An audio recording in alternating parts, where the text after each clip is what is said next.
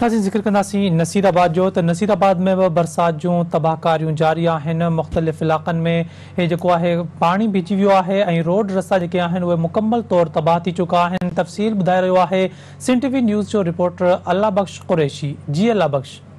सिंध जी नसीराबाद में बरसात जूं तबाहकारियूं जारी आहिनि। नसीराबाद शहर पूरो हिन वक़्तु बरसाती ॿोर जी लपेट में आहे। को बेड़ो रस्तो कोन्हे, का बेड़ी घिटी कोन्हे जंहिंमें पाणी न बीठो हुजे। सफ़ाई सुथराई जो निज़ाम दरम बरम बणियल आहे। ड्रेनेज जो निज़ाम ख़तमु थी चुको आहे। बिजली कोन्हे का, पाणी कोन्हे को, पीअण जो पाणी अणलभ थी वियो आहे। बिजली जी लोड शेडिंग जे करे अवाम अज़ाबनि में अची वियो आहे। हर घिटी, हर रस्तो, हर महलो हिन गंदे पाणी जी लपेट में आहे। इंतिज़ामिया जे तरफ़ां पाणी कढण लाइ जेके उपाउ वरिता वञनि था उहे उपाउ मेन रोडनि ताईं महदूद आहिनि ऐं कुझु इलाइक़नि ताईं महदूद आहिनि। जॾहिं त जेके असांजे कचा इलाइक़ा आहिनि, कचियूं आबादियूं आहिनि, ॿिया केतिरा ई ॾूरा ई मोहल्ला आहिनि जिन में सैयद कॉलोनी आहे, मेहराण कॉलोनी आहे, मदीना कॉलोनी आहे, ॿियूं काफ़ी कॉलोनियूं नूनारी महले जा हेठियाई वारा इलाइक़ा आहिनि, काठिया महले जा हेठाई वारा इलाइक़ा आहिनि।